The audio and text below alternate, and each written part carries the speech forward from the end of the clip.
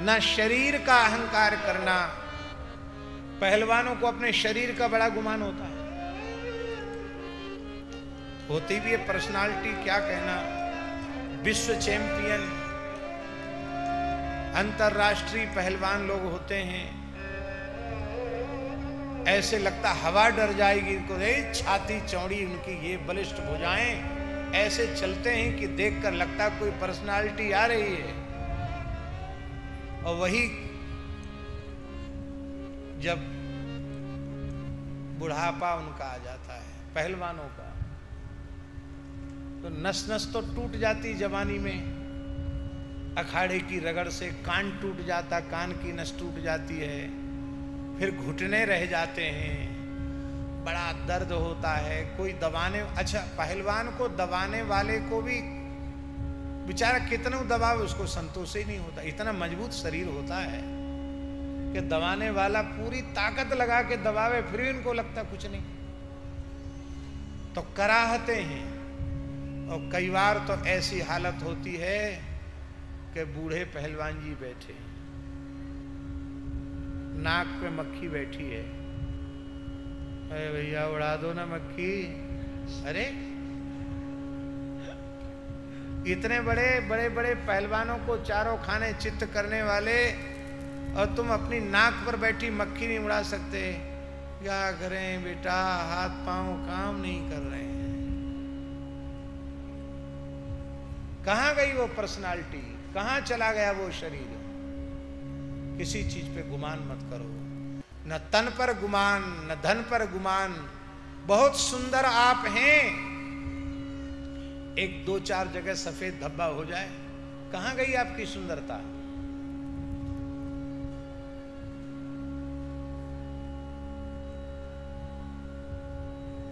ललितपुर में,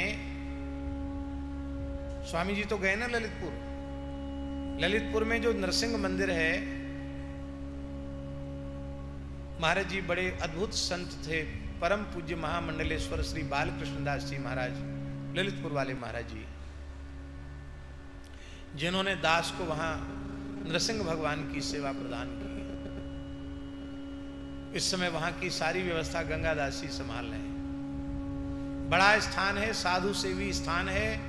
भारतवर्ष की के प्रायः संत ललितपुर स्थान में पहुंचे हुए हैं, आने जाने वाले सब वहां पंगत करते हैं, दक्षिणा पानी लिए आगे बढ़ गए। पुराना स्थान, उस स्थान का इतिहास वो बानपुर स्टेट के अंतर्गत आता था। भंवरलाल जी, बानपुर स्टेट पुरानी स्टेट थी, उसके अंतर्गत आता था वो। वहां के राजा थे सुमेर सिंह, महाराजा मधुकर शाह ओरछा नरेश के पौत्र थे, वीर सिंह जी देव के पुत्र थे सुमेर सिंह। बड़े वीर थे सुमेर सिंह, बहुत प्रतापी राजा थे, गौ ब्राह्मण और संतों के बड़े भक्त थे। राजाओं के कई रानियां होती थी, उनके भी कई रानियां थी। उनमें सबसे बड़ी रानी थी ललता रानी, कुंवर ललता रानी।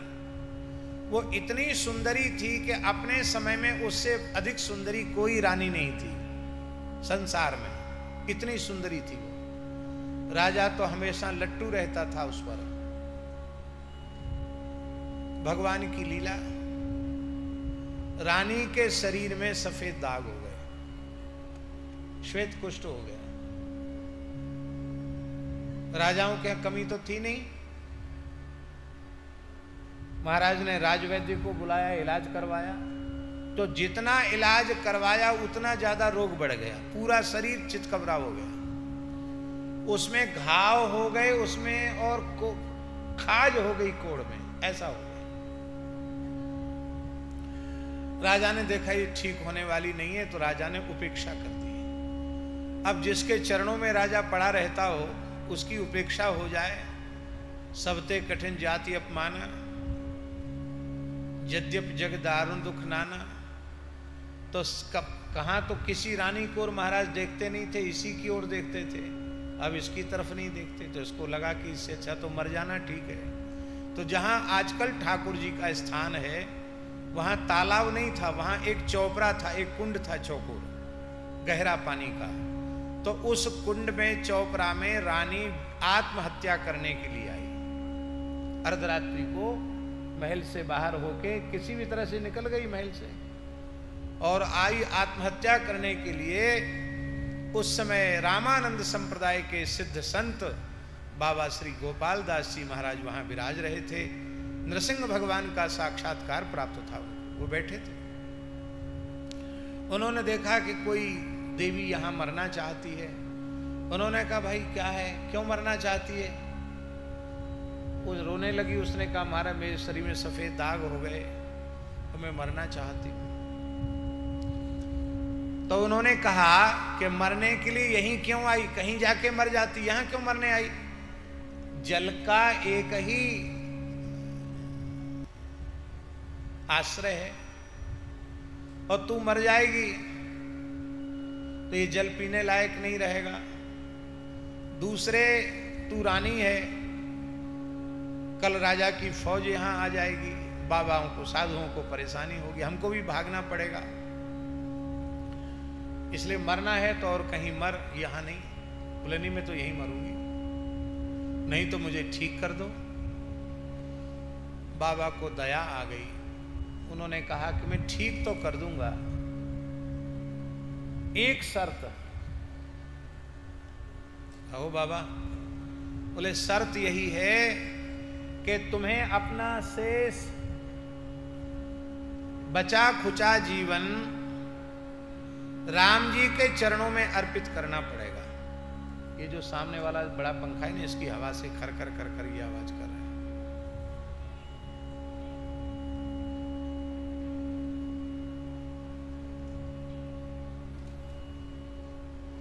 तो अब बंद हो गया खर खर। तो महाराज जी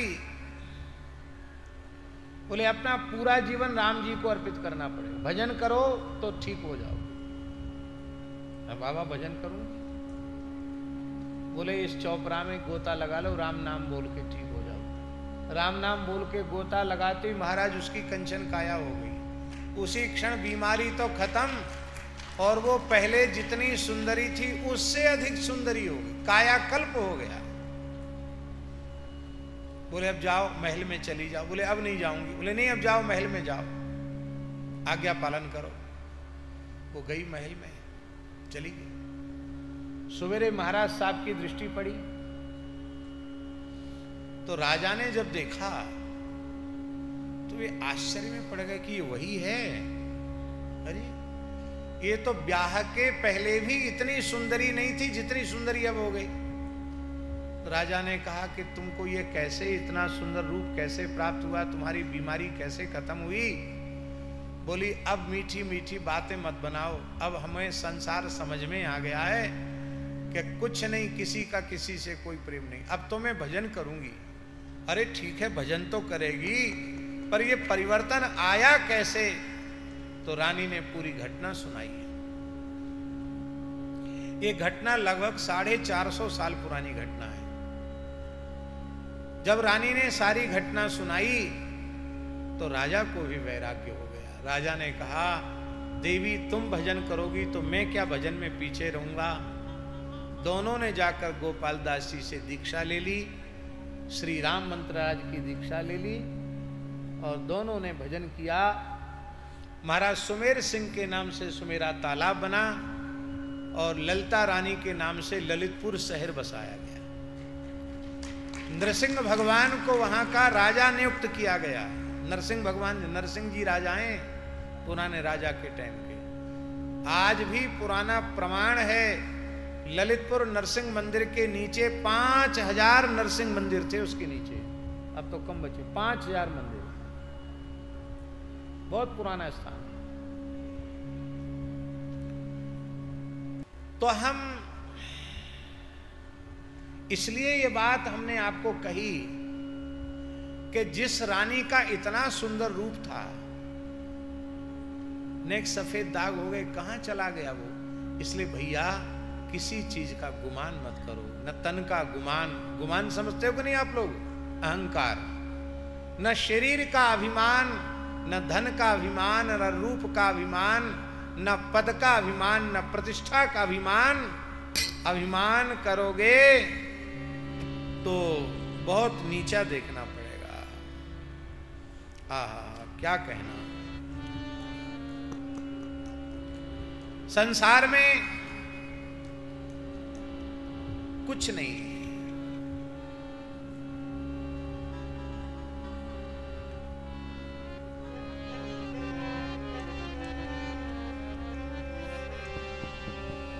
ये नांदेड़ तो गुरुओं की भूमि है। दसम गुरु श्री गुरु गोविंद सिंह ने सतयुग में यहां तप किया और इस कलिकाल में आकर के नांदेड़ में ही अपना स्थान बनाया। अत्यंत पवित्र प्रसिद्ध गुरुद्वारा है। इनमें श्री गुरु तेग बहादुर जी की वाणी है। सब कछु जीवत को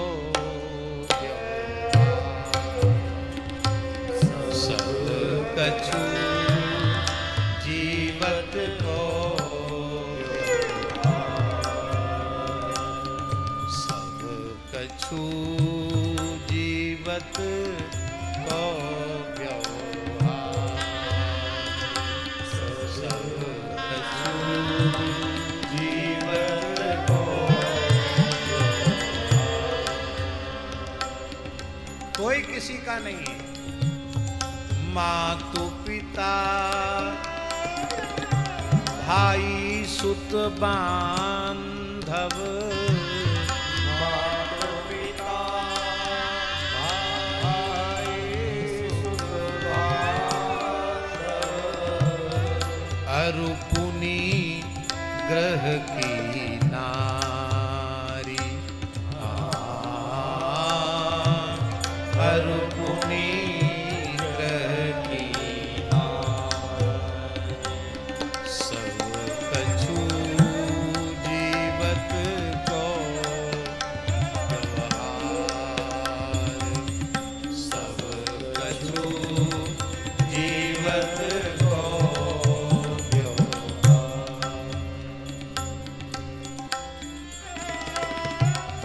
तन ते प्राण होत जब न्यारे तन ते प्राण होत जब न्यारे तेरत प्रेत पुकार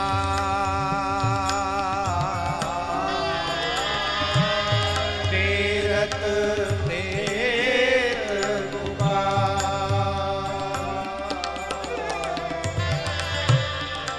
आध घरी को राखे ना आध घरी को राखे ना घर ते देत निकाल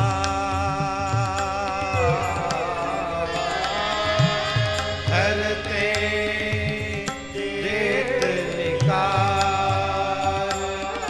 सब कछु जीवत को व्यवहार सब कछु जीवत को व्यवहार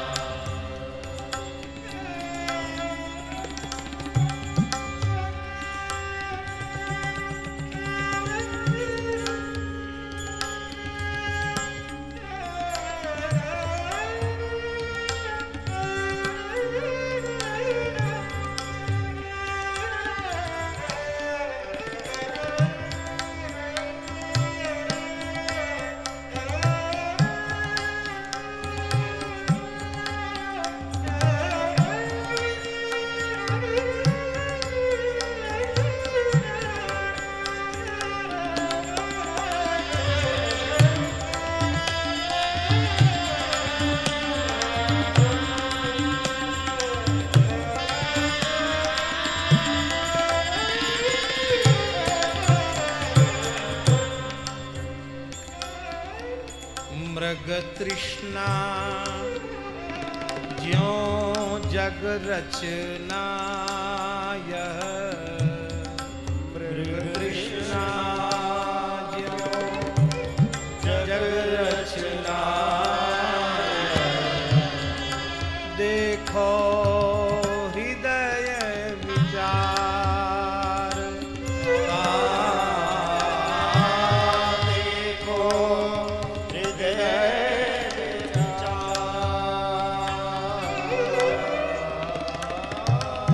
कह नानक भज राम नाम नित, कह नानक भज राम नाम नित, जाते होत उधार,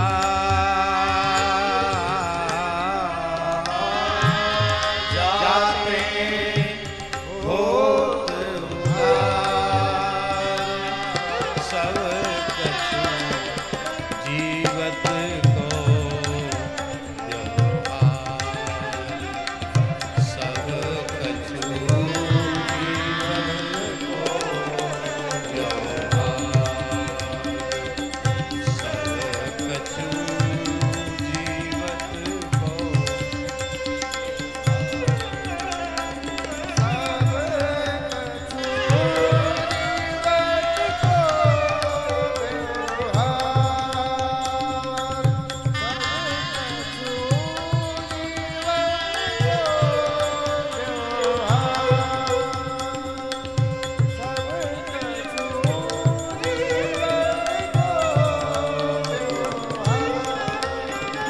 नारद जी भगवत अवतार हैं। वो नाटक इसलिए कर रहे हैं कि देखो कामदेव को जीतने वाले के मन में भी अहंकार आ गया तो सारी तपस्या पर पानी फिर गया, सारे गुणों पर पानी फिर गया। कहाँ तो जिता काम अहमिति मन माही, और जब अहंकार आ गया तो उन्हीं नारद जी की ऐसी दशा हो गई कि जो भजन करते ही समाधि में चले जाते थे, अब तो जप तप कछु न होए तेहि काला, हे विधि मिले कवन विधि बाला। अब जब तक कुछ नहीं, एक ही चिंता रहती थी, विश्व मोहिनी से कैसे ब्याह हो जाए हमारा।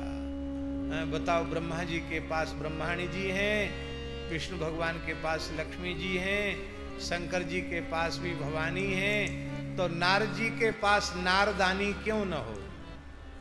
नारदानी नारद जी के पास भी होनी चाहिए। तो अहंकार आते ही काम भी आ गया, क्रोध भी आ गया, लोभ भी आ गया, मोह भी आ गया, सब आ गया। अहंकार शून्य हो जाओ तो कोई दोष आपको छू नहीं सकता है, और अहंकार करोगे तो एक न एक दिन नीचा देखना पड़ेगा। महाराज जी, हम आपको क्या कहें, बड़ी विनम्रता से कह रहे हैं, भजन साधन का अहंकार भी नहीं होना चाहिए।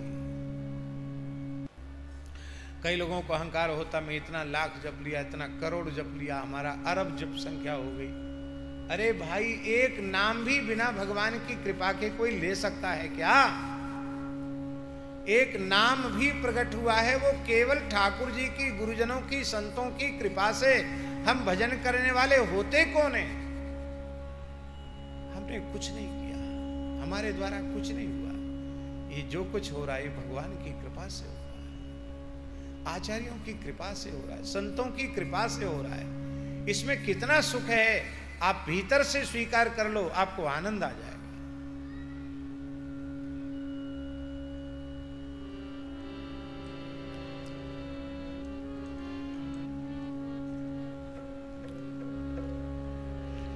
महाराज जी,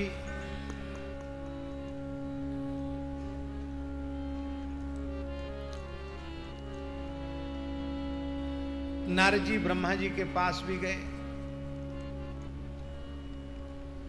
बोले पिताजी नाराज मत होना, आप ही जगत के सृष्टि करता हैं, लेकिन आप भी काम को तो नहीं जीत पाए,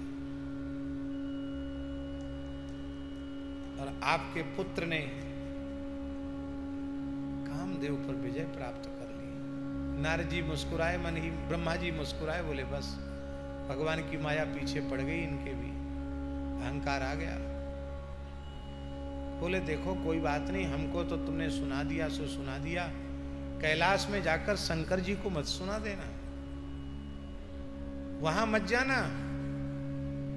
नारद जी ने मन में सोचा, वाह, लगता है पिताजी को हमारी बड़ाई, हमारा बड़प्पन, हमारा यश अच्छा नहीं लग रहा है, हम क्यों ना बताएंगे। अरे हमने कोई छोटा मोटा काम किया है? शंकर जी के पास तो जरूर जाएंगे। कैलाश पहुंच गए। रुद्रम नत्वा ब्रवीत सर्वम स्ववृत्तम गर्भवान मुनि मत्वात्मानम महात्मानम स्वप्रभुंच स्मरंजयम। अहंकार पूर्वक नारद जी ने कहा कि देखो आप भगवान शिव जरूर हैं, आपने काम को जीत तो लिया पर क्रोध को नहीं जीता, कामदेव को जलाकर भस्म कर दिया। मैंने काम को भी जीत लिया, क्रोध को भी जीत लिया। शंकर जी हंसे, अरे बोले भाई हम आपके बराबरी पर कहां हो सकते हैं, आप तो बड़े महात्मा हो, आपका तो स्मरण करने वाले निर्विकार हो जाएंगे, आप तो बड़े महात्मा हो। लेकिन देखो एक बात है, वाच्यमेवं न कुत्रापि हरे रग्रे विशेषतः। एक विशेष बात है नारद जी, तुम भूल से भी भगवान नारायण के सामने जाकर ये बात मत कह देना। कहां जा रहे हो?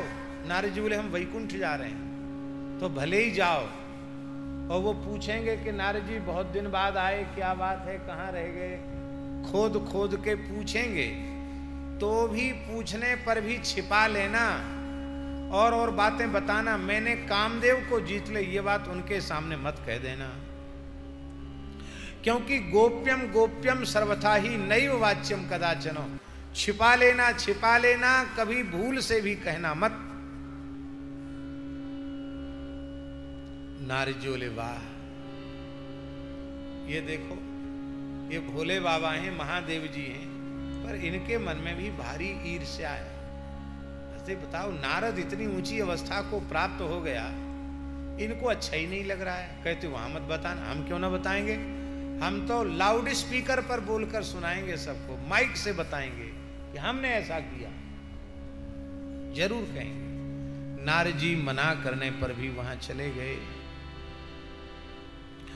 और वहां जाकर के विष्णु भगवान के पास पहुंचे। नारदोथ ये शीघ्रम विष्णुलोकम विनष्टधि मदांकुरमना व्रतम गदितुम सुनतकृतः। नारद जी वहां पहुंचे विष्णुलोक, और वहां पहुंच करके श्री विष्णु भगवान ने कहा, नारद जी आप भले पधारे, आप कहां से आए हैं, और बहुत दिन के बाद आपने दया की है, दर्शन दिया है, क्या बात है। तो श्री नारद जी ने स्ववृत्तम सर्वमाचष्ट समदम मदमोहितः, अहंकार में मोहित नारद जी ने सारी बात विस्तार पूर्वक कहकर सुना दी। विष्णु भगवान हंसे, बोले जय हो भोले बाबा, आपकी माया नारद जी के पीछे पड़ गई। वो बचाना चाहते थे इनको, लेकिन ये बचना ही नहीं चाहते, थोड़ा मजा चखना चाहते हैं तो मजा चख लें। विष्णु भगवान ने कहा, धन्य है नारद जी, बड़े बड़े लोग जिस माया को, विकारों को नहीं जीत सकते, उस माया को, विकारों को आपने जीत लिया। भक्ति त्रिकम यस्यास्ति काम मोहा दयो मुने। कितनी सुंदर बात भगवान विष्णु ने कही। भगवान विष्णु ने कहा कि आप तो तपोधन हैं, जिन संतों के हृदय में ज्ञान भक्ति वैराग्य होता है उनका विकार स्पर्श नहीं कर सकते हैं। आप तो ज्ञान भक्ति वैराग्य से परिपूर्ण हैं, भला ये काम विकार आपका क्या बिगाड़ेगा। आप तो नैष्ठिक ब्रह्मचारी हैं, आप ज्ञान वैराग्य से संपन्न हैं। आप कथम काम विकारी स्यात् जन्मना विकृत सुधी, आप काम विकार से युक्त कैसे हो सकते हैं।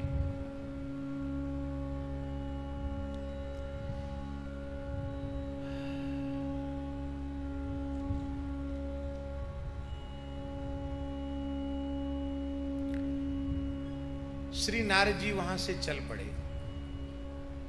अब बहुत ध्यान दीजिए, नारद जी क्यों चल पड़े? नारद जी ने कहा, ब्रह्मा जी ने कहा शंकर जी को मत बताना, शंकर जी ने कहा विष्णु को मत बताना, और विष्णु भगवान ने बड़ाई तो की, लेकिन इनको थोड़ा हमारा प्रचार करना चाहिए था। कुछ नहीं बोले कि हम थोड़ा होर्डिंग पोस्टर छपवा देंगे, चिपकवा देंगे, थोड़ा प्रचार प्रसार करवा देंगे, टीवी पर लाइव टेलीकास्ट करवा देंगे, कुछ नहीं कहा। तो भैया जब जिसका कोई प्रचारक ना हो उसको खुद प्रचार करना पड़ता है। तो नारद जी बोले यहाँ बैठे रहेंगे तो प्रचार थोड़ी होगा, हम सब जगह जाएंगे, लोग पूछेंगे ही आप कैसे, कहाँ से आए, क्या बात हो, सब बताएंगे। श्री नारद जी वहां से चल पड़े। भगवान तो बड़े लीलाधारी, भगवान ने मार्ग में एक दिव्य नगर की रचना कर दी। कितना बड़ा नगर था, शतयोजन विस्तारम अद्भुतम सुमनोहरम, 1200 किलोमीटर लंबा, 1200 किलोमीटर चौड़ा नगर था, 100 योजन के विस्तार वाला नगर था। वैकुंठ के समान दिव्य था वो। महाराज जी चारों वर्ण उसमें थे। वहां के राजा का नाम शील निधि था, जो संपूर्ण ऐश्वर्यों से युक्त थे। उनकी पुत्री का नाम था विश्वमोहिनी। उसके स्वयंवर का समय था। जैसे ही नारद जी ने वहां प्रवेश किया, मन में सोचने लगे कि मैं पूरे ब्रह्मांड में घूमता रहता हूं, पर वैकुंठ के जैसा सुंदर ये दूसरा नगर मैंने कहीं देखा नहीं। ये कौन है यहाँ के राजा? बोले यहाँ के राजा शील निधि हैं। राजा के यहाँ गए, राजा ने चरणों में प्रणाम किया, अपनी कन्या को प्रणाम करने के लिए कहा।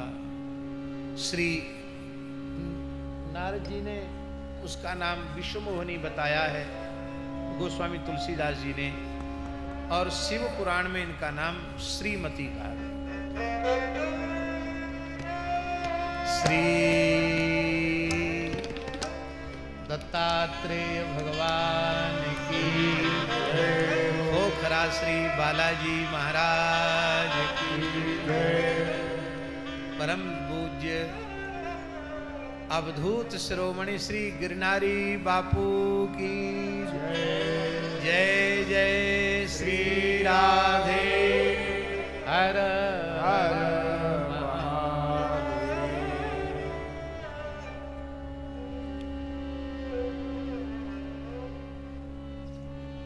तो ये श्रीमती नाम शिव पुराण में आया है, और मानस जी में गोस्वामी जी ने इसको विश्वमोहिनी कहा। तो अर्थ दोनों का एक ही है लगभग। श्रीमत शब्द से श्रीमती बनता है, माने श्री माने लक्ष्मी के समान रूप गुणशील से युक्त जो हो वो श्रीमती। तो ऐसी तो जगन माया भगवती विश्वमोहिनी ही है, लक्ष्मी जी भी विश्वमोहिनी है, लक्ष्मी का ही अंशभूता ये है, इसलिए विश्वमोहिनी ही थी। इसलिए गोस्वामी जी ने जो विश्वमोहिनी नाम दिया है वह भी ठीक है। श्री शील निधि राजा ने कहा कि हे भगवान, मेरी इस प्राण प्यारी पुत्री का कुछ भूत भविष्य बता दीजिए, क्योंकि आप सामुद्रिक शास्त्र के बहुत प्रकांड पंडित हैं, विद्वान हैं, विलक्षण लोग होते हैं। महाराज जी ऐसे ऐसे लोग हैं, अभी भी हैं, भले ही हम उन तक न पहुंच पावें, लेकिन यह धरती महापुरुषों से शून्य नहीं है। अभी भी ऐसे लोग हैं जो व्यक्ति को देखकर उसका जन्मांग बना दें। वो कुछ नहीं पूछता, व्यक्ति सामने आया, उसके जन्म का समय क्या है, जन्मांग बना देंगे। इसकी ऐसी नाक है, ऐसे कान है, ऐसे चलता है, ऐसे बोलता है, उससे वो बता देंगे कि इसका अमुक सन संवत में, अमुक महीने में, अमुक तिथि पर, अमुक लग्न में जन्म हुआ होगा, इस जातक का। हमारे पूज्य गुरुदेव पहाड़ी बाबा महाराज बहुत अपने समय में बहुत पूरे भारतवर्ष में पैदल घूमे हुए, लगभग 21 वर्ष तक लगातार घूमे, बिना जूता, बिना छाता, बिना चप्पल, बिना खड़ाऊं, द्रव्य का स्पर्श नहीं किया, पैसा छुआ नहीं, एक लंगोटी, एक कमरिया और ब्रह्म पात्र, बस 21 वर्ष घूमे। मानसरोवर तक पैदल गए, अफगानिस्तान तक पैदल गए, काबुल गंधार तक पैदल गए, बर्मा तक पैदल गए, तिब्बत बर्मा वहां तक पैदल गए।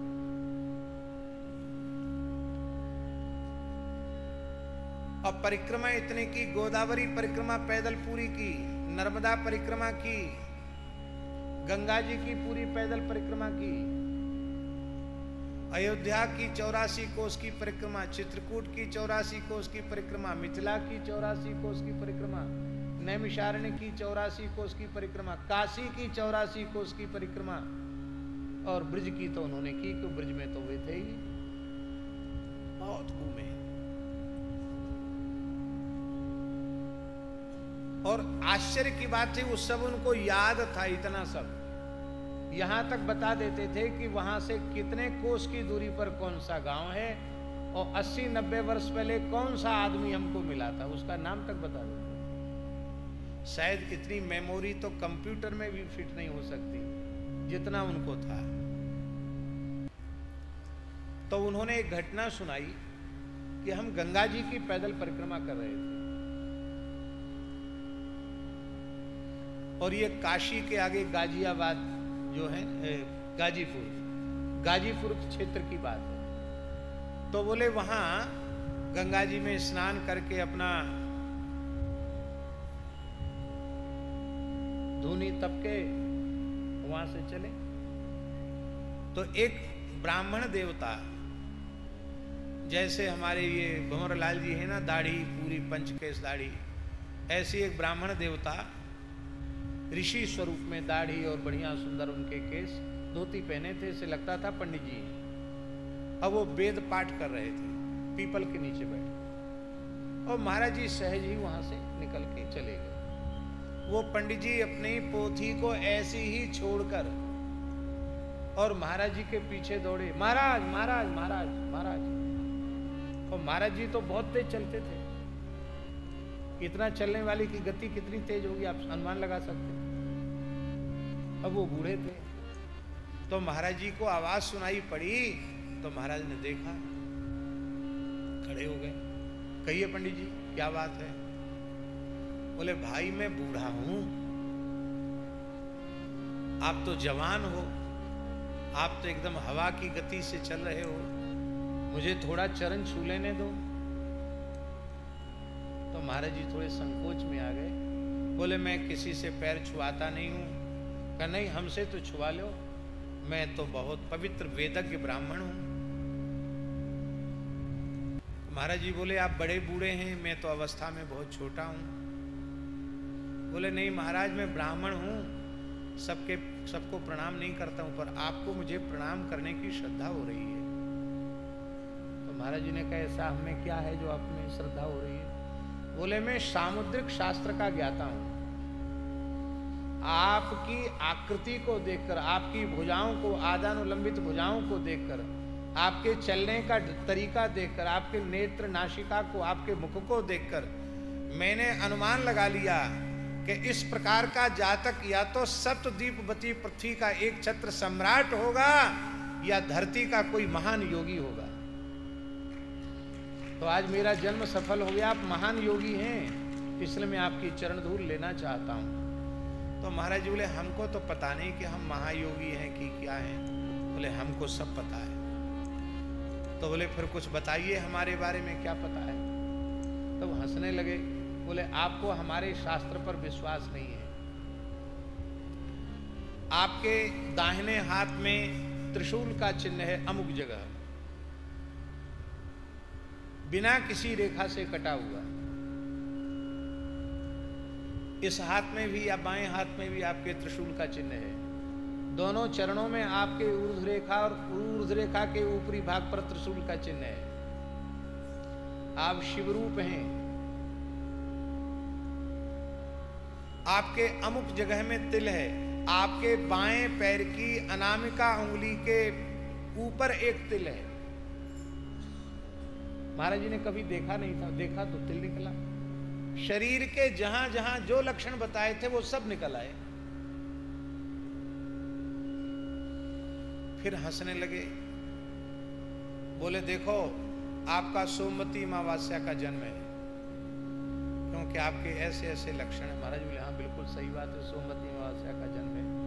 चैत्र मास की सोमवती अमावस्या थी, उस समय हमारा जो दूसरे दिन से नवरात्रि शुरू हो रहा था। और बोले और सुन लो, आपने जब घर छोड़ा तो एक नाग ने आपके सिर पर छाया की थी, मणिधर नाग ने। महाराज जी बोले बिल्कुल सत्य घटना है, बचपन की घटना है। फिर बोले मैं और भी बहुत कुछ बता सकता हूं, लेकिन बस अब आप जाइए, ज्योतिष पर अविश्वास मत कीजिए। मुझे पंचांग देखने की आवश्यकता नहीं, मैं मनुष्य के शरीर को देखकर बता सकता हूं कि ये कौन है, कैसा है। महाराज जी कहते मुझे अपने संपूर्ण जीवन में वैसा कोई सामुद्रिक शास्त्र वाला व्यक्ति नहीं मिला।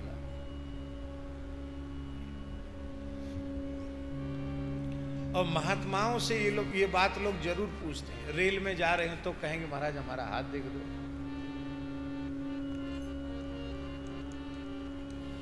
हमारे यहाँ माताजी एक सिद्ध महापुरुष थे ब्रज में, परम पूज्य बाबा श्री ठाकुरदास जी सूर्यश्याम में विराजते थे, चंद्र सरोवर में भगवत प्राप्त संत थे। बड़ी वैराग्यपूर्ण रहनी थी उनका शरीर वृद्ध हो गया, किसी को सेवा में रखते नहीं थे। तो एक बहुत अच्छे महापुरुष थे पूज्य श्री घनश्याम दास जी ठाकुर जी, उन्होंने एक संत को उनके पास भेजा, गणपत बाबा को, कि आप जाओ, बाबा की वृद्ध अवस्था है, उनको सेवा की आवश्यकता है, आप जाओ उनकी सेवा रहो। और वो मना करेंगे तो हमारी बात कह देना, क्यों वो हमको बहुत मानते हैं। तो उन्होंने कहा ठाकुर जी ने भेजा है, आप स्वीकार कर लो हमारी सेवा। बाबा बोले हमारे पास रहना बहुत मुश्किल है। क्यों? बोले जीवन पर्यंत 4 चीजों का प्रतिज्ञा पूर्वक त्याग करना पड़ेगा तो हमारे पास रह सकते।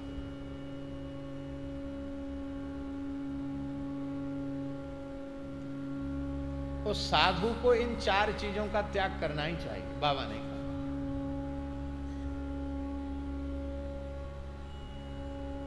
कौन चीज? बोले सब पा के ऊपर है, पैसा, पत्रा, पुड़िया और पत्र। बोले 4 प्रकार जीवन भर के लिए छोड़ने का निश्चय करो तो मेरे पास रह। पूरे जीवन में पैसे का न सीधे सीधे न प्रकारांतर से कोई लेन देन मत रखना, छूना ही नहीं पैसा। पत्रा, किसी का ज्योतिष मत देखना कि तुम्हारा राहु चल रहा है कि केतु चल रहा है कि शनि चल रहा है, भले ही पढ़े लिखे। क्यों? फिर भजन नहीं बनेगा। पैसा आएगा तो भजन नहीं बनेगा, ज्योतिष का काम करोगे तो लोग घेरे रहेंगे, भजन नहीं बनेगा। पत्र, चिट्ठी पत्री, उसने लिखा, फिर पत्रोत्तर इसी में लगे रहो। और अब पत्र का काम तो प्रायः बंद जैसा हो गया, क्योंकि मोबाइल आ गया। पत्र जब तक लोग लिखते थे तब तक कुछ मौलिकता बनी हुई थी, और पत्रों के माध्यम से भी बहुत महापुरुष सत्संग करते थे। कई महापुरुषों के पत्र प्रकाशित हैं। हमारे गुरुदेव भक्तमाली जी के परमार्थ के पत्र पुष्प के नाम से एक पुस्तक प्रकाशित है, जो इतनी अधिक उपयोगी है मानव मात्र के लिए कि हम आपको कह नहीं सकते। प्रत्येक मनुष्य के लिए उपयोगी, इतनी सुंदर उसमें सत्संग की बात है। तो पत्र फिर भी कुछ ठीक था, पर मोबाइल जब से आया है तब से मनुष्य इतना अव्यवस्थित हो गया कि अब उसके पास भजन साधन का अवकाश ही नहीं है। ये बात हम जानते हैं कि हमारी बात कोई मानेगा नहीं, ये भी हम जानते हैं, अच्छी तरह से जानते हैं, पर कोई न माने इससे हमारा कोई घाटा नहीं है। पर ईमानदारी से इसी जन्म में आप अपना परम कल्याण चाहते हो तो इस मोबाइल नामक कलयुग के महान उपद्रव का जितना हो सके उतना कम से कम उपयोग करो, इसका त्याग ही करो तो ज्यादा अच्छा है। अब बहुत अच्छा हो कि केवल ऐसा मोबाइल रखो जो बहुत जरूरत पड़े तो सुन लो और किसी को कुछ बता दो। ये जो स्मार्टफोन है इसमें तो इतनी गंदगी भरी हुई है, इतनी गंदगी भरी हुई, अच्छी है, अच्छी चीज भी है, बुरी से बुरी चीज है, सर्वनाश करने वाली चीज है। आप अच्छी चीज भी देखने का दावा करते हैं तो भी तो आपका अमूल्य समय नष्ट हो रहा है। हमसे लोग कहते हैं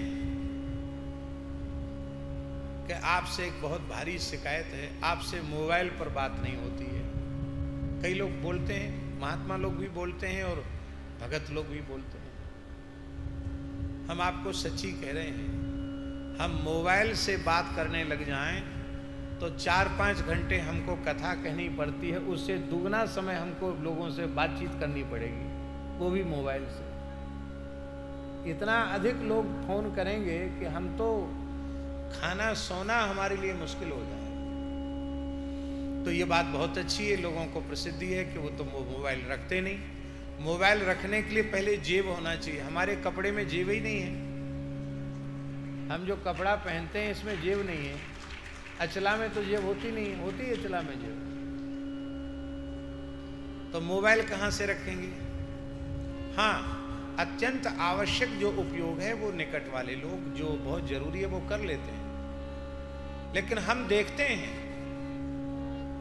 जितने लोग हैं उनका अधिकांश समय मोबाइल में जाता है, छेड़ते ही रहेंगे, यूं यूं करते रहेंगे, यूं करते रहेंगे। बहुत बुरी चीज है, बुरी से बुरी चीज है।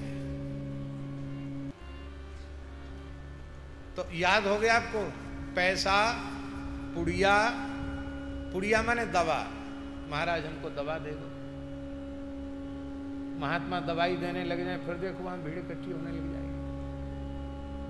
पैसा, पुड़िया, पत्रा, ज्योतिष का काम, हस्तरेखा देखने का काम, और पत्र माने चिट्ठी पत्री अथवा मोबाइल का प्रयोग।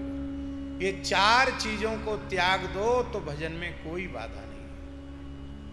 आप लोग कहेंगे मोबाइल बहुत जरूरी है, हम मान सकते जरूरी है। हमारे एक महात्मा है माता जी, बहुत अच्छे विद्वान संत हैं, बड़े वीतराग संत हैं, बहुत विद्वान हैं। श्रद्धेय स्वामी श्री त्रिभुवनदास जी ऋषिकेश में मंगलम कुटी में विराजते हैं। रात्रि में केवल 8 से 10 तक उनका मोबाइल खुला रहता है, 2 घंटे, और बाकी समय स्विच ऑफ। 8 से 10 के बाद हम भी फोन करें तो कोई उनको उत्तर, उनसे बात नहीं हो पाएगी। और 8 से 10 जो फोन खुला रहता है वो भी केवल शास्त्र चर्चा के लिए, कोई सैद्धांतिक विषय की कोई गंभीर बात हो कहनी सुनी उसके लिए। बाकी आप प्रपंच की बात करोगे तो अपनी तरफ से फट से काट देंगे। वो कोई प्रपंच की बात किया फट से उसको काट देंगे, स्विच ऑफ भी कर दें, द्वारा लगाओ तो स्विच ऑफ कर देंगे।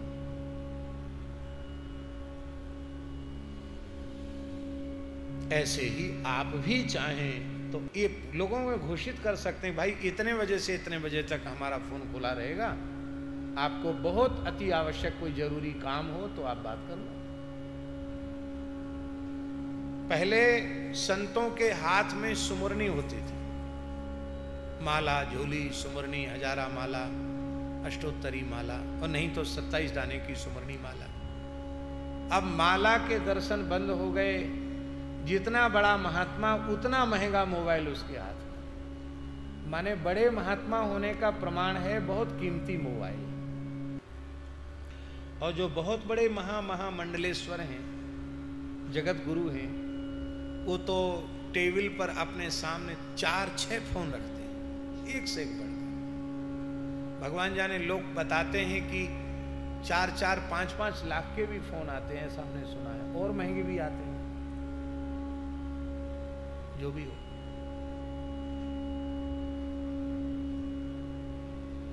ये सब शिक्षा के लिए। नारद जी हस्तरेखा देखने का काम न करते तो चक्कर में नहीं पड़ते, दर्शन करके चले जाते। लेकिन नारद जी ने जो हस्तरेखा देखने का काम किया, और मन में सोचने लगे कि ये कन्या तो बहुत विलक्षण है, इसके सामुद्रिक लक्षण तो बहुत अद्भुत हैं। अस्याह भाग्यम वदमुने सर्वम जातक मादरात कीदृशम तने यम्मे बर्माप्स्यति तद्वद। इस कन्या के भाग्य को कहिए, इसका वर कैसा होगा, इसके गुण दोष बताइए। नारद जी ने कहा, हे राजन, सुतेयम तब भूपाल सर्वलक्षण लक्षिता। आपकी यह कन्या संपूर्ण लक्षणों से युक्त है, महाभाग्यवती है, धन्य है। कहां तक कहें, लक्ष्मी रिव गुणालया, लक्ष्मी जी के समान गुणों का भंडार है। और इसको दुल्हा कैसा मिलेगा, ये तो बड़ी अद्भुत बात है महाराज। सर्वेश्वरो जितो वीरो गिरीश सदृशो विभू। अस्याह पतिर्ध्रुवं भावी कामजेत सुरसत्तमा। इसका पति जो होगा वो सर्वेश्वर होगा, सबका स्वामी होगा, अजित होगा, तीनों लोकों में उसको जीतने वाला कोई नहीं होगा, बड़ा भारी वीर होगा। और एक विशेष बात नारद जी करें, गिरीश सदृशो विभू, भगवान शिव के समान वह सर्वज्ञ होगा, ज्ञान विज्ञान से युक्त होगा। और महाराज कहां तक कहें, कामजित, इसका पति कामदेव को जीतने वाला होगा। और महाराज जी देवताओं में सबसे श्रेष्ठ होगा। अब नारद जी अपने मन ही मन सोचने लगे कि सर्वेश्वर तो मैं हूं नहीं, कि पहला लक्षण तो मुझ में घटित नहीं होता। हाँ, दूसरा लक्षण घटित हो सकता है, अजित। क्यों? काम सबको जीत लेता है, पर मैंने काम को भी जीत लिया, इसलिए मैं अजित तो हूं। काम ने सबको जीता, पर मैंने काम को जीता, इसलिए मैं अजित हूं। और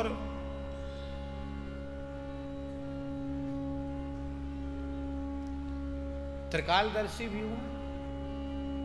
शंकर जी त्रिकाल दृष्टा, मैं भी त्रिकाल दृष्टा हूं। हाँ, और एक लक्षण तो आंख मूंद कर मुझ में है, कामजित, काम को जीतने वाला। यही तो बीमारी थी, जिता काम अहमिति मनमाही। तो एकाध कोई लक्षण बच गए हैं, वो इसका वर्ण करने से मुझे प्राप्त हो जाएंगे। इसलिए मन ही मन विचार करने लगे कि अब बहुत दिन हो गए नैष्ठिक ब्रह्मचर्य का पालन करते हुए, अब तो समावर्तन करा लेना चाहिए, विवाह कर लेना चाहिए, क्या हानि है। ब्रह्मा जी के ब्रह्माणी हो सकती हैं, विष्णु के लक्ष्मी हो सकती हैं, भगवान शिव के भवानी हो सकती हैं, तो नारद के नारदानी क्यों ना हो गया, बहुत दिन हो गई फकीरी। ऐसा मन में सोचने लगे। लेकिन मन में सोचने लगे कि स्वयंवरे नृपालानाम एकम माम ब्रुणियात कथम। जहां देश देश के बड़े बड़े सुंदर राजकुमार आए हैं, ठाट बाट वाले हैं, वहां जटाधारी, वलकलांबलधारी और वीणाधारी, कमंडलुधारी इस ऋषि का भला वह कन्या कैसे वर्ण करेगी। क्योंकि सौंदर्यम सर्वनारीणाम प्रियम भवति सर्वथा, तदृष्ट्वैव प्रसन्ना सा स्ववसा नात्र संशया। नारियों को सौंदर्य बहुत प्रिय होता है क्योंकि वह सौंदर्य के अधिष्ठात्री लक्ष्मी का अंश है। तो यदि मुझे सौंदर्य मिल जाए तो मेरे इस अभीष्ट की सिद्धि हो सकती है। तो सौंदर्य किससे मिलेगा? जिसके पास होगा वही न देगा। तो विष्णु रूपम गृहीतुम मुनि सत्तमः, भगवान विष्णु के पास जाने का निश्चय किया कि वे अपना स्वरूप हमें देंगे। यहां नारद जी का एक विशेषण पुराण में दिया है, नारदः स्मर विह्वलः, काम विह्वल नारद जी वैकुंठ गए। जिन्होंने काम को घुटने टिका दिए वो नारद जी स्मर विह्वलः, काम से विह्वल नारद जी वैकुंठ गए। भगवान को प्रणाम किया। यहां लिखा रहस्य त्वाम प्रवक्ष्यामि स्ववृत्तांत मशेषता, रहस्य माने एकांते। नारद जी बोले यहां थोड़ी भीड़ भाड़ है, हम कभी कुछ अकेले में आपसे कहना चाहते हैं। महाराज जी बोले, भगवान बोले सब अपने ही हैं, लक्ष्मी जी अपनी हैं, ये सब जय विजय आदि पार्षद सब आपके परिचित हैं, पूर्व परिचित ही हैं, अपने ही हैं। नहीं नहीं नहीं, नहीं इनके सामने एकदम एकांत में गए। तो यहां लिखा है भगवान को एकांत में ले गए नारद जी, सबके सामने कैसे कहें कि हम ब्याह करना चाहते हैं। तो नारद जी एकांत में गए और बोले क्या? नारद उवाच, नारद जी ने कहा महाराज आपका भक्त शील निधि नाम का राजा है, बड़ा धर्म तत्पर है, उसकी कन्या विशालाक्षी है, बड़े बड़े आंखों वाली कन्या है, विश्वमोहिनी श्रीमती बहुत सुंदरी है, जगन मोहनी है, त्रिभुवन में ऐसी सुंदरी कोई दूसरी नहीं है। परिणेतुम हम विष्णु तामिच्छाम यद्यमाचिरम, और मैं उससे परिणय करना चाहता हूं, विवाह करना चाहता हूं। एक और विशेष बात लिखिए, अचिरम। अब हमें बिल्कुल प्रतीक्षा नहीं है कि विवाह की लग्न है भी ठीक ही नहीं। देवता सो रहे हैं कि जग रहे हैं, ये सब इतना धैर्य हम नहीं रख सकते। अब तो फटाफट ब्याह कराओ।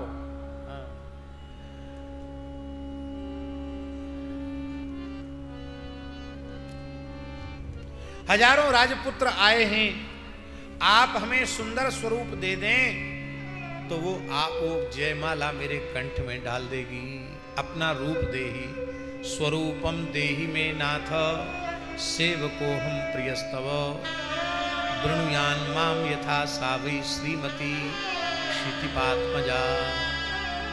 हे नाथ, मैं आपका सेवक हूं, प्रिय सेवक हूं, आप अपना स्वरूप हमें दीजिए जिससे वह विशालाक्षी कन्या मेरे ही कंठ में जयमाला डाले। हम पहले ही निवेदन कर चुके हैं कि बालकांड का जो नारद जी का प्रसंग है वो संपूर्ण प्रसंग गोस्वामी जी ने शिव पुराण से ही उद्धृत किया, उसका मूल आधार से पुराण है। जहां राम जन्म के हेतु अनेका परम विचित्र एका, उसमें एक हेतु ये भी। तो इस श्लोक का रुद्र संहिता के 3 अध्याय के 29वें श्लोक का अक्षरशः अनुवाद गोस्वामी जी कर रहे हैं। पहले हम श्लोक बोल रहे हैं। स्वरूपम देहि मे नाथ सेवको हम प्रियस्तव, वृणुयान मां यथा सावै श्रीमती क्षितिपात्मजा। इसी का भाव गोस्वामी जी कहते हैं, जेहि विधि होए नाथ हित मोरा, जेहि विधि होए नाथ हित मोरा, जेहि विधि होए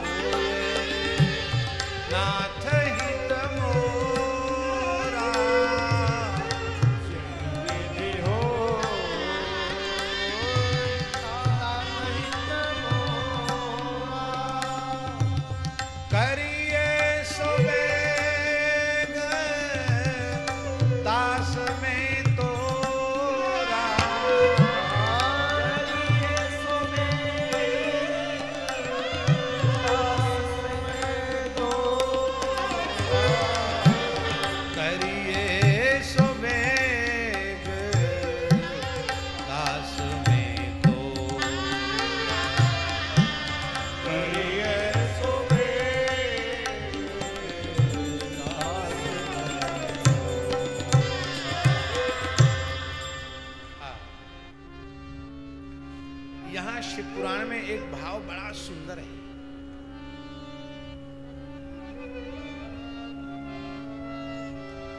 भगवान विष्णु जो बोले हैं, बड़ी विलक्षण बात बोले। भगवान विष्णु बोले कि हे नारद जी, जो उत्तम कोटि के वैद्य होते हैं वो रोगी की रुचि के अनुसार औषधि नहीं देते।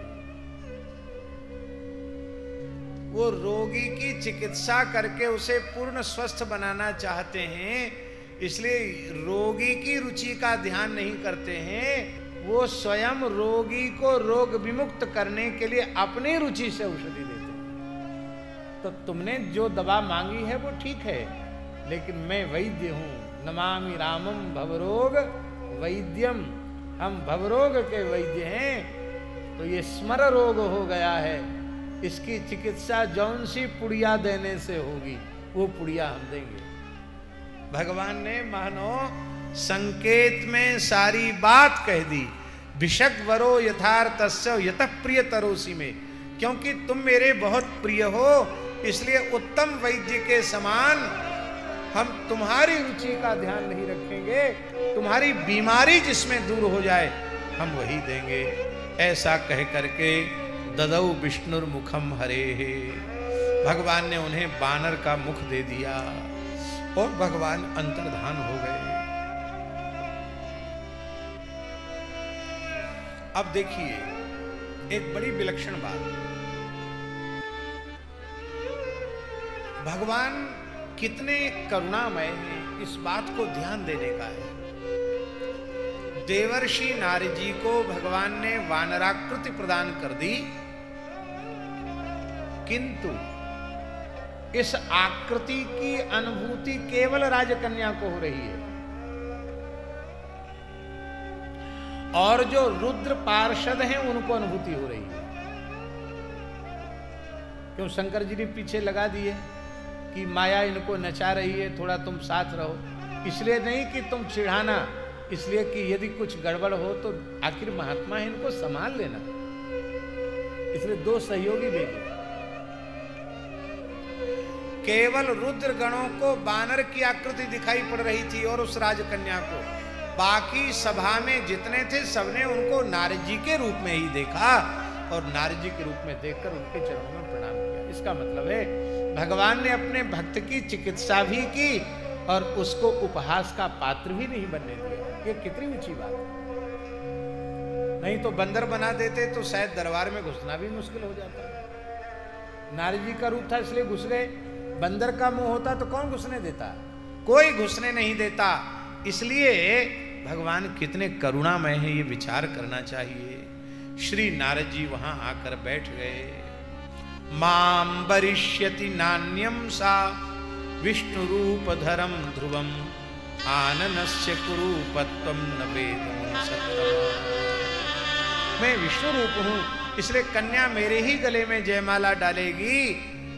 मैं बानर के जैसा हो गया हूं, ये नारद जी नहीं समझते थे।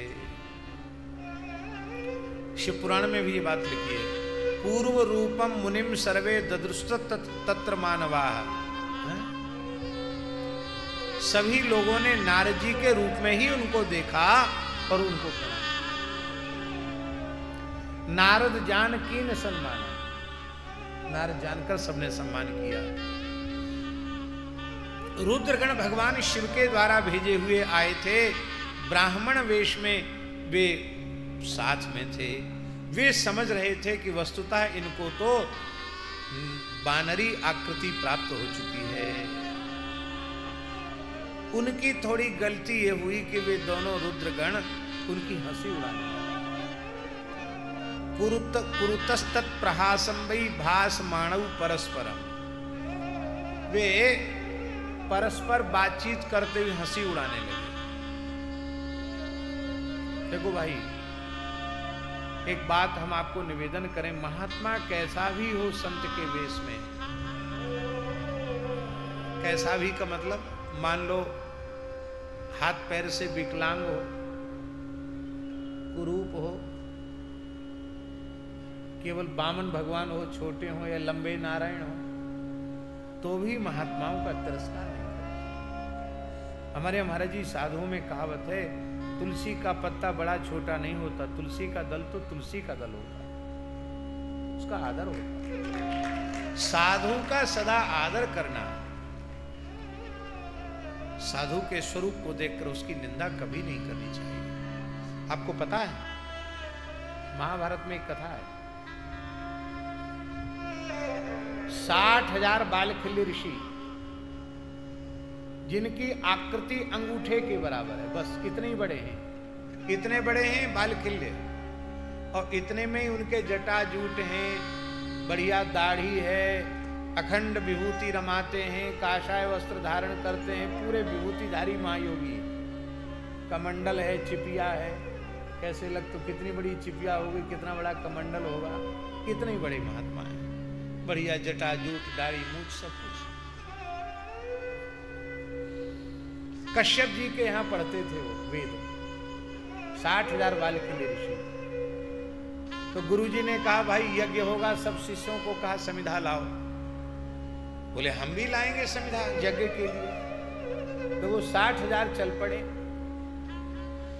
अब वो पलाश की लकड़ी लावे, तो पलाश की इतनी पतली सी डंडी, प्रभाती से भी छोटी, दातुन से भी छोटी, उनके लिए तो बहुत बड़ा लक्कड़ था, क्योंकि वो नहीं इतने बड़े।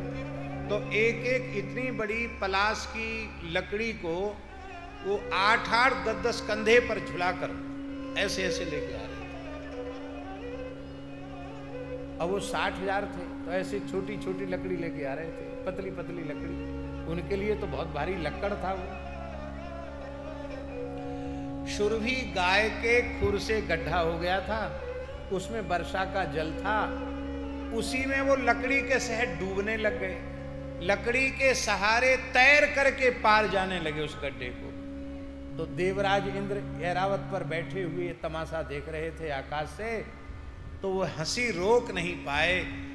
इस नाटक को देखकर वे बड़ी जोर से हंसे। जैसी हंसे, इंद्र का अट्टहास सुना तो 60,000 बालखिल्य ऋषियों की भ्रुकुटी टेढ़ी हो गई। हे मूर्खाभिमानी इंद्र, हमारी अंगुष्ठ प्रमाण छोटी सी आकृति को देखकर तू इतनी हंसी उड़ाता है? हम शाप देते हैं, तेरे इंद्रलोक की श्री नष्ट हो जाएगी और एक राक्षस पुत्र तुझे बांध करके ले जाएगा अपने नगर में, तू श्रीहीन हो जाएगा, पराजित हो जाएगा। और इसी शाप का परिणाम था कि मेघनाद बांध करके इंद्र को लंका में ले गया। ब्रह्मा जी ने छुड़ाया, पुलस्त्य जी ने छुड़ाया। इसलिए भैया महात्मा बड़े हों छोटे हों, इनके साथ मखौल मत करो। एक सत्य घटना हम आपको सुना रहे हैं। घटना लगभग 150 वर्ष पुरानी घटना होगी। आपने नाम सुना है, गुना जिले में गंज बासोदा एक जगह है, बासोदा भोपाल के आसपास ही है सब, गंज बासोदा का, गुना शिवपुरी। तो बासोदा के क्षेत्र में महाराज जी एक महात्मा रहते थे, अवधूत संत थे। उनकी ये 150 वर्ष पुरानी बात होगी लगभग। उनकी आयु का कोई ठिकाना नहीं था, वो सदा बाल भाव में रहते थे, अवस्था भी बाल भाव की ही थी उनकी, पर आयु का कोई ठिकाना नहीं था। और वे नग्न दिगंबर रहते थे, एक सूत का धागा भी धारण नहीं करते थे। ऐसे विचरते रहते थे बेत्रवती के किनारे। कभी किसी भाग्यशाली गृहस्थ के यहां पहुंच जाते थे तो या तो वो दूध रोटी खाते थे या केवल दूध लेते थे, बस यह था, और कोई चीज खाते पीते नहीं थे। दूध भात भी खा लेते थे, खीर भी खा लेते थे, और कोई नमक हल्दी मिर्च ये सब नहीं लेते थे, मौन रहते थे। तो सत्य घटना है, एक ब्राह्मण थे, वो बड़े जमींदार थे, बड़े धनाढ्य थे। ऐसे घूमते फिरते चले गए तो सिद्ध महात्मा है, उन्होंने अपने घर में बुलाया और उनको दूध भात परोसा। वो नंगे थे, नंगे रहते ही थे, बैठ गए, ध्यान में थे। तो उनके घर की स्त्रियों ने उनसे कुछ मखौल किया। अमीर परिवार की स्त्रियां थीं, तो उनको नंगे देख करके वो हंसने वसने लगी। और एकांत था, कोई पुरुष वहां था नहीं, तो थोड़ा छेड़खानी भी करने लगी। वो महात्मा पा तो चुके थे, अब वो जाना चाहते थे तो उनको पकड़ लिया और कुछ छेड़खानी ज्यादा ही करने लगी। तो उनकी थोड़ी भ्रुकुटी टेढ़ी हुई तो वो कांपने लगे, गुस्सा आ गए। अतिशय रगड़ करे जो कोई अनिल प्रगट चंदन ते होई। तो वो माताएं घबरा गई। उन्होंने घर के बड़े लोगों से कहा कि बाबा जी गुस्सा हो गए, सिद्ध बाबा गुस्सा हो गए। अंग्रेजी जमाना था, बड़े लंबरदार थे, बड़े आदमी थे। तो उन्होंने उस जमाने में 100 रुपए का नोट, आज 150 साल पहले 100 रुपए का नोट कितनी कीमत का होगा, बाबा जी को 100 रुपए का नोट दिखाया कि बाबा जी खुश हो जाएं। तो ऐसे हाथ में ले महाराज, नाराज मत हो, ले दक्षिणा ले लो। तो उन्होंने उन अवधूत दिगंबर संत ने ऐसे किया, एक फुफकार लगाई और वह नोट उड़ गया, क्योंकि वे द्रव्य का स्पर्श करते नहीं थे। और वो महाराज, उनके 3-4 घर थे, उन पर गिरा और सबके सब जलकर भस्म हो गए। ये लगभग 150 वर्ष पुरानी सत्य घटना।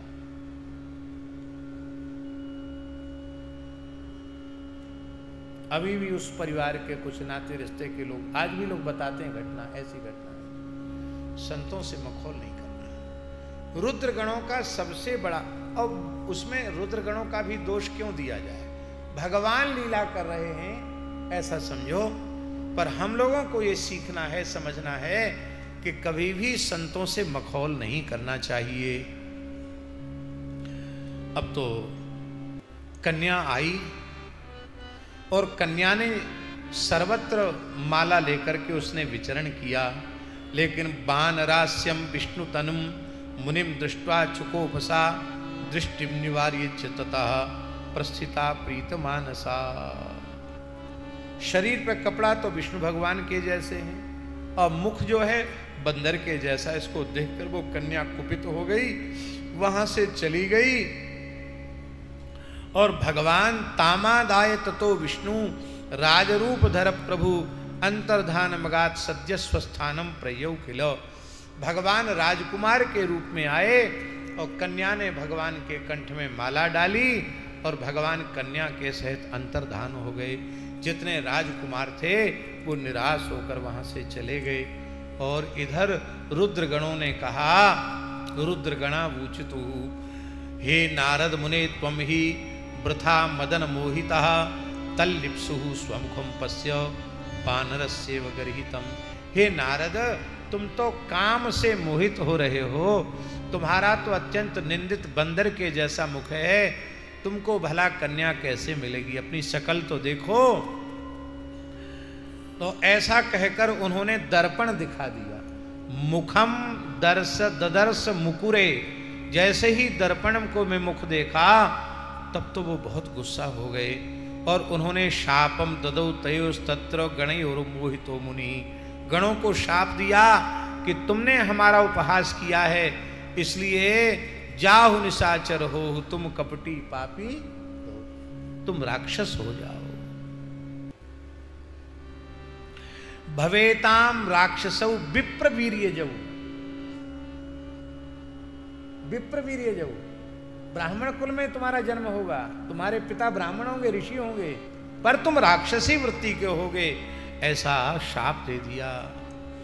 और मन में सोचने लगे, इनको तो मैंने शाप दे दिया, लेकिन इनका क्या दोष है? दोष तो नारायण का है, नारायण को जरूर हम मजा चखाएंगे। भले भवन अब बायन दीना, बहुत अच्छे घर में बायना भेजा है, अब जरूर उस बायने को हम लौटाएंगे। उतना ही नहीं, उससे दुगना तिगुना करके लौटाएंगे, हम उदारता पूर्वक बायना लौटाएंगे। इस तरह से नारद जी चल पड़े। धन्य है। विष्णुलोकम जगामह, विष्णुलोक जाने लगे। लेकिन गोस्वामी जी ने बहुत सुंदर भाव दिया है, बीच ही पंथ मिले दनुजारी।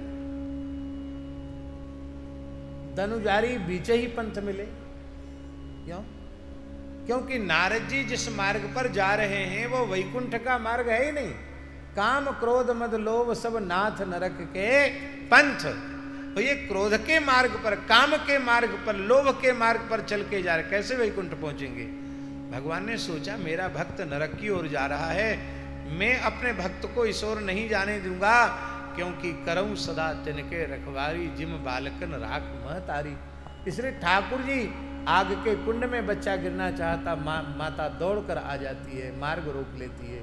करुणामय प्रभु आ गए और भगवान को देख करके, और एक विशेष बात यहाँ तो नहीं लिखी है, पर ठाकुर जी ने मानस जी में गोस्वामी जी ने लिखा है कि लक्ष्मी जी भी साथ में थी और वो विश्वमोहिनी भी साथ में थी। तो विश्वमोहिनी की उपस्थिति ने में तो जलती हुई आग में घी का काम किया और दुल्हा बने थे भगवान।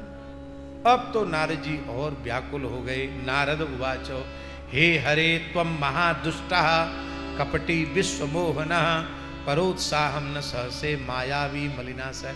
इन श्लोकों को पढ़ लो, चाहे मानस जी की चौपाइयों को पढ़ लो, बिल्कुल एक जैसा है। तुम दुष्ट नहीं, महादुष्ट हो, कपटी हो, विश्व को मोहित करने वाले हो, दूसरों को उत्कर्ष तुम्हें बिल्कुल सहन नहीं होता, तुम बड़े दूषित मलिन चित्त के हो, मायावी हो।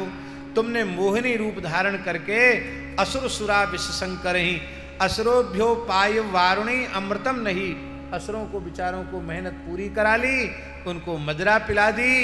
और चेत पिबेन्न विषम रुद्रो दयाम कृत्वा महेश्वरः। यदि शंकर जी ने विष न पिया होता तो सबकी खबर पड़ जाती। क्या करता? अमृत सबको जला डालता, विष ही सबको जला डालता। तो तुमने शंकर जी बेचारे भोले भाले, उनको तुमने जहर पिला दिया।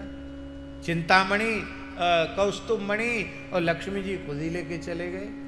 और तुम बहुत कपटी हो। और भवान स्वतंत्र प्रभुना कृता, परम स्वतंत्र न सिर पर कोई। तुम सर्वतंत्र स्वतंत्र हो। इसलिए यहां तो लिखा है कि नारद जी कहते शंकर जी ने तुमको ये पावर दे दिया। अब शंकर जी बड़े दुखी हो रहे होंगे कि हमने इतना पावर विष्णु को क्यों दे दिया, तुम इस पावर के लायक नहीं थे। इसमें ऐसा लिखा है।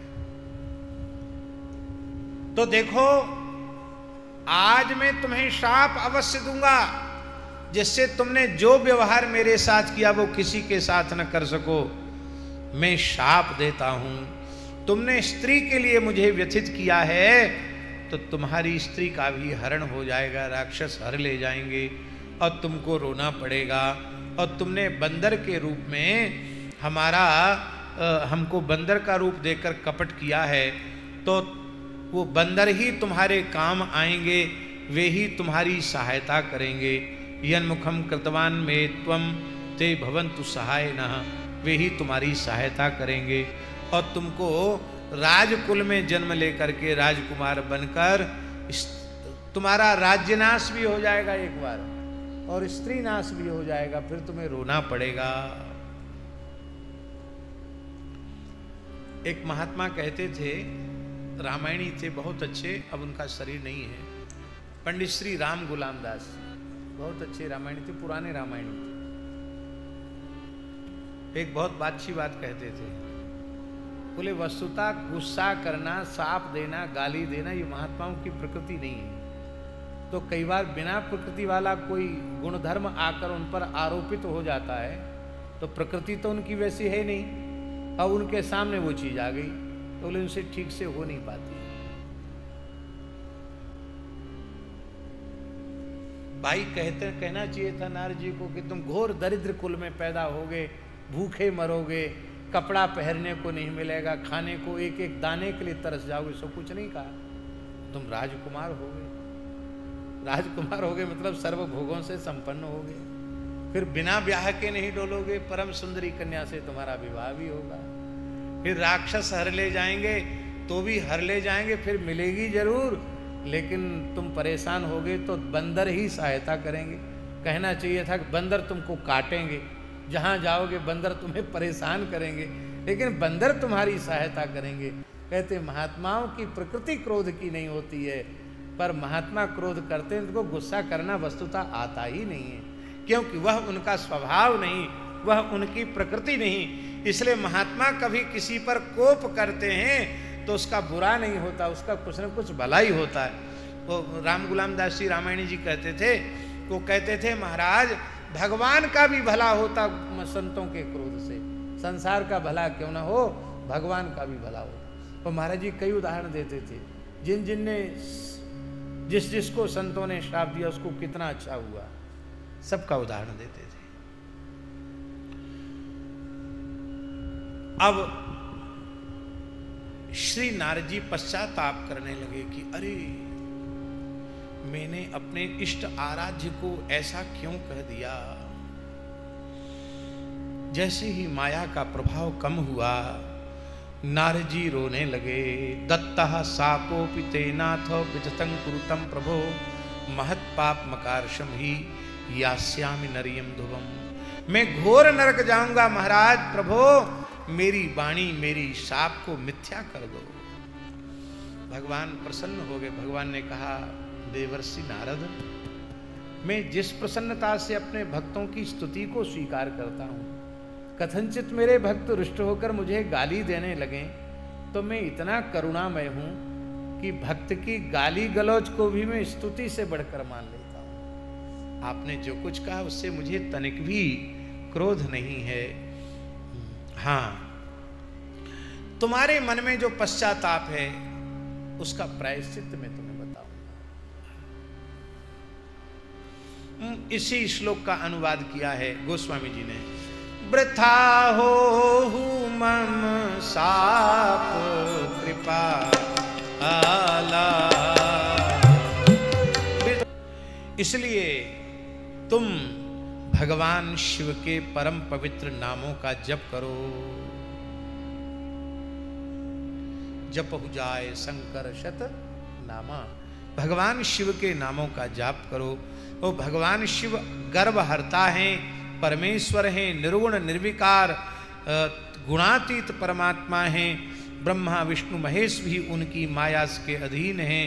और ऐसे जो परब्रह्म परमात्मा भगवान सदाशिव महादेव हैं, उन महादेव के चरणों में तुम भक्ति करो। उन महादेव का जो स्वरूप है उसको ठीक से जानने का तुम प्रयत्न करो। और ऐसा कहकर भगवान अंतर्धान हुए। बोले शतनाम शिव स्तोत्रम यदा अनन्य मतिर्जपो, शतनाम शिव स्तोत्र को तुम अनन्य भाव से जपो और उससे तुम्हारे पाप नष्ट हो जाएंगे। श्री भगवान शंकर के भगवान विष्णु की आज्ञा से नारद जी शिव सतनाम स्तोत्र का पाठ करते हुए और ब्रह्मलोक पहुँचे। शिवेति नाम दावाग्नेर महापातक पर्वता भस्वी भवन्त्यनायासात सत्यम सत्यम न संशया। भगवान कहते हैं जैसे भयंकर दावानल से बड़े के बड़े जंगल, बड़े के बड़े पर्वत जलकर भस्म हो जाते हैं, ऐसे ही पाप के जंगल, पाप के पहाड़ शिवनाम की दावाग्नि से जलकर के भस्म हो जाते हैं। शिवार्चक को पाप स्पर्श नहीं करता है। शिवार्चक से श्रेष्ठ इस ब्रह्मांड में दूसरा कोई व्यक्ति नहीं है। ब्रह्मात्यादि पाप भी शिव भगवान के स्मरण से नष्ट हो जाते हैं। सत्यम सत्यम वदाम्यहम, यह मैं सत्य सत्य कह रहा हूं। शिव नाम रूपी जहाज में बैठ करके जो भव सागर पार उतर जाते हैं वे ही भाग्यशाली हैं। कितना बढ़िया श्लोक है। शिव नाम तरीम प्राप्य संसाराब्धिम तरन्ति ते, संसार मूल पापानि तस्य नश्यन्त्य संशयम। उसके सारे पाप नष्ट हो जाते हैं। शिव नाम कुठार है, कुल्हड़ा है, इससे पाप रूपी वृक्ष का नाश तो हो ही जाता है, संसार वृक्ष का भी नाश हो जाता है। शिव नाम अमृत है, जो दावाग्नि माया की दावा नल में जले हुए प्राणी हैं, वो शिवनाम अमृत पी करके ही अपने जीवन की रक्षा करते हैं। ये शिव शिव शिव शिव, यह जो अमृत की रसधारा है, ये संसार के दावा नल से बचाने वाली है। इसलिए तुम शंकर जी का नाम करो, नाम जप करो। भगवान शिव के नाम की बड़ी भारी महिमा, कई श्लोक हैं जो शिव नाम की महिमा का निरूपण कर रहे हैं। श्री नारद जी ने संपूर्ण शिव तीर्थों में भ्रमण किया। रुद्रगणों को कहा कि मैंने शाप तो दे दिया है, लेकिन अब राक्षस तो होना पड़ेगा, पर प्रभु अवतार लेकर तुम्हारा उद्धार करेंगे और तुम पुनः रुद्र पार्षदत्व को प्राप्त हो जाओगे। यही रावण कुंभकर्ण हुए और पुनः भगवान श्री राम के हाथ से उद्धार होकर के पुनः शिवलोक में रुद्रगण के रूप में ये प्रतिष्ठित हैं। एक दिन हमने चर्चा की थी कि आज भी रुद्र पार्षदों में बाणासुर की और रावण की पूजा होती है। बाण रावण चंडीश श्रृंगी भृंगी रिटादयः सदाशिवस्य नैवेद्यम सर्वे गृह्णन्तु सांभवा। ये मंत्र न बोलो तो शंकर जी प्रसन्न नहीं होते हैं। शंकर जी को भोग लगाने के बाद इनको बुलाना पड़ता, कहना पड़ता कि बाणासुर रावण चंडी श्रृंगी भृंगी रिट आदि आप सब शिव जी का प्रसाद लो। वो खड़े रहते हैं सामने, उनको पंचामृत बिल्व पत्र प्रसाद न दो तो वो रुष्ट हो जाते हैं, शिव पूजा व्यर्थ हो जाती है। आज भी इनकी रुद्रगण के रूप में पूजा है। इसके बाद सारे धरती के शैव तीर्थों में विचरण करके शिव पूजन अभिषेक करके श्री नारद जी ब्रह्मलोक गए और ब्रह्मा जी के चरणों में प्रणाम किया और कहा कि भगवान शिव तत्व की महिमा का उपदेश आप हमें करें। और अब ब्रह्मा जी शिव तत्व की महिमा का उपदेश कल करेंगे, क्योंकि आज समय हो गया है, लगभग 4:15 बज रहा है। 4 बजे तक ही करने का मन था, क्योंकि आज श्री गुरुद्वारा साहिब का दर्शन करना है। हम यहीं विराम करते हैं। अब पूज्य भारतवर्ष की एक अनुपम श्री राम कथा की गायिका श्रीमद् भागवत श्री राम कथा एवं अन्य पुराणों की भी चर्चा, शिव पुराण की कथा भी तो आपने की है, शिव पुराण की भी कथा भी कुंभ में ही की। शिव पुराण की कथा तीर्थराज प्रयाग में ऐसी महामंडलेश्वर पूज्या कनकेश्वरी माता जी पधारी हैं। आप अनन्य गुरुनिष्ठ हैं और आपके पूज्य गुरुदेव श्री गिरनारी बापू, उनको भी लोगों ने दत्त भगवान के स्वरूप में ही अनुभव किया। यहाँ भी प्रधान रूप से दत्त भगवान ही विराजमान हैं और वो भी एक महान अवधूत, और जिन महान संतों की कृपा से ये उत्सव हो रहा वो भी बड़े अवधूत थे। जहाँ मठ में जहाँ समाधि है पूर्वाचार्य की, लगभग 400 वर्ष पुरानी जीवित समाधि है। आज भी समाधि से पंचाक्षर महामंत्र का श्रवण होता है। अधिकारी लोगों को आज भी वहाँ विलक्षण चमत्कृतियाँ होती है। ऊपर शिवलिंग विराजमान है, सामने दत्त भगवान विराजमान है और पूज्य वेंकटेश स्वामी जी बड़े अकिंचन महात्मा हैं, बहुत अकिंचन हैं, संग्रह परिग्रह से बिल्कुल विमुक्त हैं, पर इस क्षेत्र की गरीब जनता के सहयोग से ही इतना विशाल आयोजन हो रहा है। लगभग 1 लाख लोग तो रोज प्रसाद पा रहे हैं और इतने संत आए हैं, कम 300-400 संत वृंदावन, अयोध्या, चित्रकूट, वाराणसी, प्रयाग, जगन्नाथपुरी, हरिद्वार, कहाँ कहाँ से संत आए, बहुत संत पधारे। क्योंकि स्वामी जी जानते हैं कि हम तो कथा ही तब कह पाते जब 10-20 साधु कम से कम सामने बैठे हों। साधु न हो तो बोलने का मन नहीं करता। तो इतने इतने संत पूज्य आए हैं, सभी संतों को हम यथायोग्य वंदन करते हैं। और आगे अभी तो 1 आध दिन रुकेंगे ना आप, कल कितने बजे? अच्छा, तो आज ही आशीर्वाद हो, आप विराज लाओ भाई, माइक लाओ। नहीं ऐसा नहीं। महादेव हर शंकर शंभो उमाकांत हर त्रिपुरारे, महादेव हर शंकर शंभो